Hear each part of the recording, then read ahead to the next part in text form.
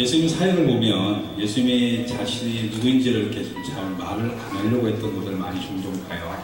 귀신에게 예수님을 드러내지 말라고 말도 하고, 또 귀먹고 말 더듬 사람을 고치고 나서 그에게 아무에게도 말하지 말라고 하고, 또 베세다의 눈먼 사람 고침에도 그에게 마을로 들어가지 마라 이렇게 말하는 것을 우리가 성경에서 볼 수 있죠. 또 베드로가 예수님을 그리스도라고 고백했을 때도 마음 8장에 보면 아무에게도 그 말을 말하지 말라라고 하죠. 더군다나 수자인 베드로에게 자신에 대해서 말하지 말라라고 했을 때에 사실 저는 좀 의아했습니다. 예수님 이 세상에 오셔서 사역을 뭐 길게 한 건 아니잖아요.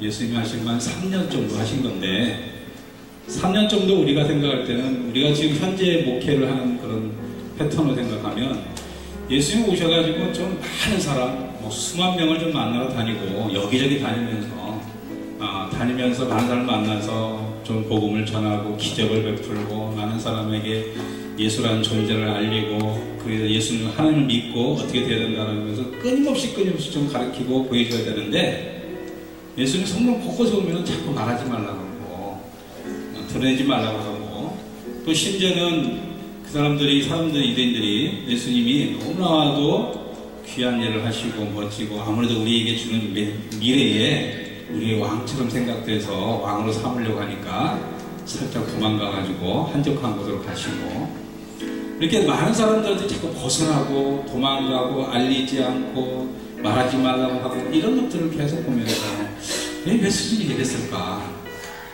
우리가 상식으로 생각할 때는 교회라는 것은 자꾸 크게 알리려고 노력하잖아요.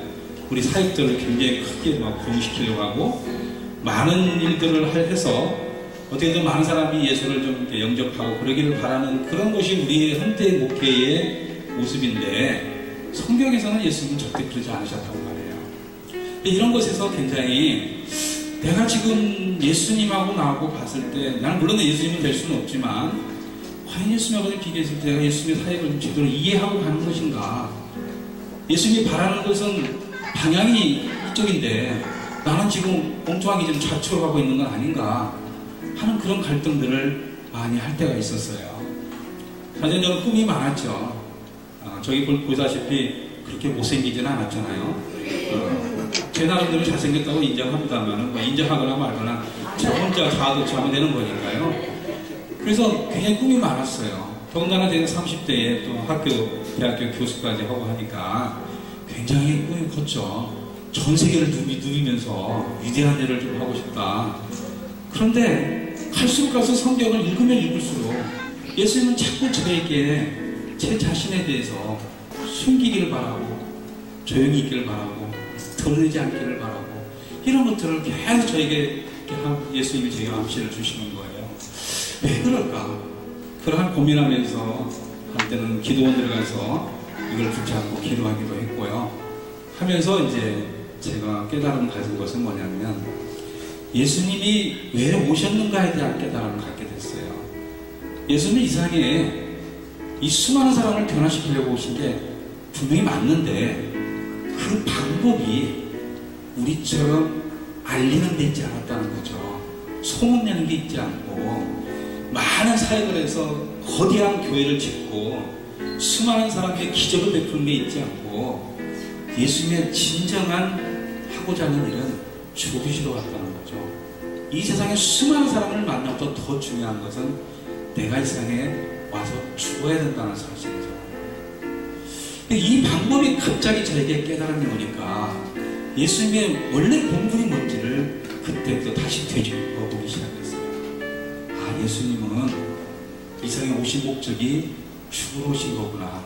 그러니까 수많은 일보다도 더 중요한 건 죽음을 준비하는 일을 한다는 거죠. 그 죽음의 일을 하기 위해서 조금씩 준비하고 3년여 과정 속에 그런 죽음에 대해서 사람들에게 깨닫게 하시고, 그러면서 그 길을 묵묵히 가시고, 그 길을 가시기 위해서 아무리 많은 사람이 나를 추앙을 한다 해도 그걸 멀리하고 떠나고 한적한 곳으로 갈 수밖에 없었다는 것을 깨닫게 되었습니다. 예수님의 본분이 뭐냐? 예수님 세상에 오신 목적이 뭐냐? 죽으러 왔다는 거죠. 그 죽음이 있었기에 저와 여러분이 예수를 믿을 수 있었고, 그 죽음이 있었기에 전 세계에 21억이라는 수많은 사람들이 크리스찬을 믿게 되었고, 만약에 예수님 정말 우리 현대인들이 하는 것처럼 사역 중심으로 했다면 예수님은 죽어서는 안 되죠. 천년만년 살면서 수많은 역사를, 수많은 기적을, 수많은 말씀을 전파로 다녀야지 3년 만에 죽으시면 안 되죠. 그렇죠? 수많은 사역을 하려면. 근데 예수님은 3년 만에 죽으러 갔기 때문에 그 길 때문에 다른 일에 대해서 다 뒤로 내려놓고 계셨다는 거죠. 그걸 보면서 그럼 나는 뭐냐는 거죠. 나는 목회자라는 거죠. 목사라는 거죠.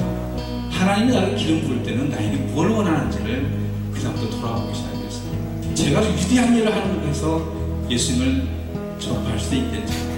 그러나 그보다 더 중요한 것은 내가 예수님처럼 예수님의 말씀에 의해서 내가 믿음으로 죽을 수 있다면 이 기적은 더 크게 역사되지 않을까 하는 그 깨달음을 갖게 되었죠. 그래서 지금도 수없이 죽으려고 합니다. 제가 죽고 싶어 죽는 건 아니지만 예수님이 날마다 나를 죽이노라 하는 것처럼 죽고자 합니다. 그래서 예수님만 바라보고 예수님의 사역만 하고 예수님 일만 하려고 노력을 하죠. 이것이 제가 가진 깨달음이고 그 깨달음 때문에 지금까지 그 생활을 할 수 있었던 거죠. 얼마 전에 며칠 전에 화성에 오셔가지고 거기서 제가 목사님한테 물어봤어요.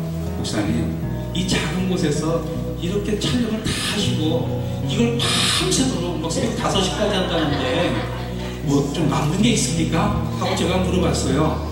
그랬더니 저한테 남는 게 뭐 있어요? 그래. 사실은 큰 교회에서도 안 하는 일을 작은 교회에서 지금 하고 있어요. 그거 왜 하느냐? 많은 사람들이 힘을 가질 수 있고 용기를 가질 수 있고 주의 능력으로 하는 일에 대해서 함께 할 수 있는 이것만 있다면 좋다는 거예요. 참 그런 것 같아요. 날마다 내가 하나님 앞에서 하나님이 하셨던 것처럼 내가 죽고자 하는 내 본분을 깨닫고 간다면 하나님 그것을 더 큰 역사를 이루지 않겠는가. 우리는 자꾸 원리, 방법, 이 세상에 크고 높은 것만 찾는 것 같지만 예수님의 방법은 자꾸 죽으러 갔다는 거죠. 저는 그걸 깨달은 데부터 그래서 더 의미가 있고 더 귀한 일을 하지 않을까 하는 생각을 갖게 되었고요. 그래서 정기적으로 제가 한 달에 한 번씩 꼭 와서 부족하지만 이렇게 협력을 하려고 노력을 하고 있습니다. 우리 모두 다 예수님의 본분을 깨닫는 우리 자세들이 되었으면 좋겠다는 생각을 해봅니다.